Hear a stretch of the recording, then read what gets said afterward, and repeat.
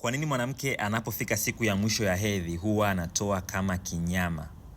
It is not necessary kila mwanamke apate hii hali, na wapo ambao huwa inawatokea kwenye kila hedhi yao wanayopata.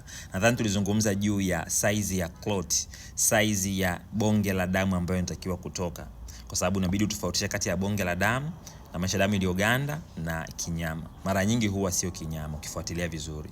So lazima tujue size sahihi ni ipi. Niliwahi kueleza ya kwamba size sahihi ya clot inayotakiwa kutoka isizidi sarafu ya shilingi 200. Isizidi.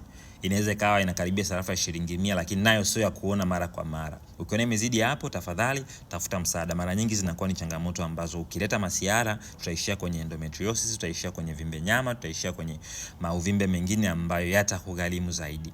Aina ya hedhi unayotakiwa kupata nilishaeleza, kulingana na umri, kulingana na muda. Kama unahitaji video hiyo, andika kwenye comment neno hedhi ili nirudie ile video niipandishe tena hapa ujifunze. Nilitoa kila aina ya hedhi na muda gani inatakiwa kutoka na rangi yake. Hivyo pia nikaeleza na shida gani huwa inapelekea hedhi fulani kuwa kwenye mazingira hayo.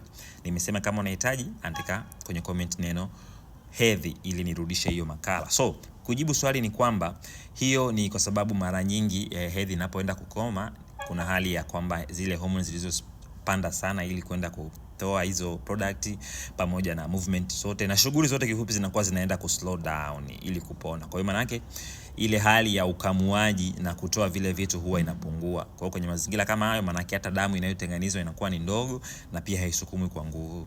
Na pia hata cervix tena inakuwa kama kuna namna inaanza kurudi na maisha shingo ya kizazi. Kwa hiyo kipindi hiki maana yake hata damu inayotoka huwa inajikusanya sehemu moja na haitoki kwa wakati sahihi. Ndio maana mara nyingi karibia mwishoni inatoka kama kile kibonge. Sio lazima uione, lakini kama unaiona damu hii ikiwa na rangi nyeusi sana, au unaiona kila hedhi yako lazima itoke na hicho kitu ambacho tunaita kinyama. Kila hedhi yako lazima utoke na harufu au makamasi kama mamidenda ambayo kila hedhi, tena sio mwanzoni au mwishoni, wewe ni hedhi yote. Au muda mwingine hedhi inatoka kwenye rangi ambayo huielewi, rangi sio ya kawaida. Okay, tafadhali wasiliana nami, njoo DM, gusa linki kwenye bio, nikupe msaada moja kwa moja. Narudia, kama unahitaji nielezee tena mada ya hedhi gani ni sahihi kuipata muda gani, na usipoipata ukapata let's say AVX, hiyo inaashiria nini? Tafadhali kwenye comment weka neno hedhi ili nirudishe hapa video. Ukishare makala hii na rafiki utakuwa umetisha. Kumbuka hii ni Swahili Medics, jitambue, jitibu, jiamini.